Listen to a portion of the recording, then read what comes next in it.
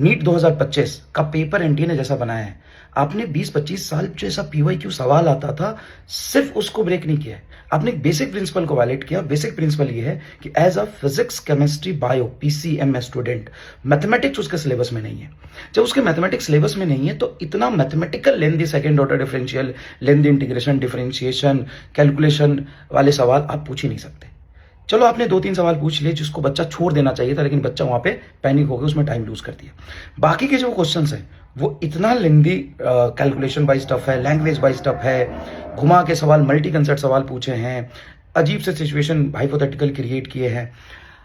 अब इसमें है 25, 22, 28, 30 क्वेश्चन पीवाईक्यू टाइप है।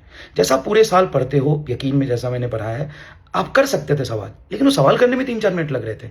वो 1 मिनट वाले सवाल थे ही नहीं। तो आईआईटी एडवांस वाला पैटर्न हो गया कि आप 20 में से 6 सवाल करने। अब बच्चों को ऐसा कंफ्यूजन है कि सर अगले साल भी ऐसा सवाल आया, तो अगले साल भी ऐसा सवाल आया तो आपको 45 में से 45 कभी करने ही नहीं होंगे, कोई कर ही नहीं सकता। आपको सीधा उस पैटर्न पे जाना है कि ये बहुत लेंदी है, टफ है, जे एडवांस टाइप सवाल है 1-2, उसको छोड़ना है। मैथमेटिकली टफ आ रहा है, लैंग्वेज वाइज बहुत लेंदी, उसको छोड़ना है। जो आप बीच बीच में निकाल के कर सकते थे वही कर सकते हो। इस पेपर में भी ऐसा है। पूरे साल अगर आपने पढ़ा है तो आप वहां से 25-30 क्वेश्चन कर सकते थे बीच बीच में निकाल के। लेकिन बायो में, केमिस्ट्री में जो लेंदी था, पैटर्न थोड़ा चेंज कर दिया, जिसकी वजह से टाइम लूज कर गए। और अच्छे बच्चों को भी बहुत नुकसान हुआ है। जो अच्छा बच्चा वहाँ गया, उसने तो पढ़ा था कि यार हमारे तो सवाल हो जाते थे 45 में से 42-43, हम कर लेंगे। लेकिन वो आधे घंटे बाद पता चल रहा है कि 10 ही क्वेश्चन अटेम्प्ट कर पाया, उसमें से ही 6-7 हुए।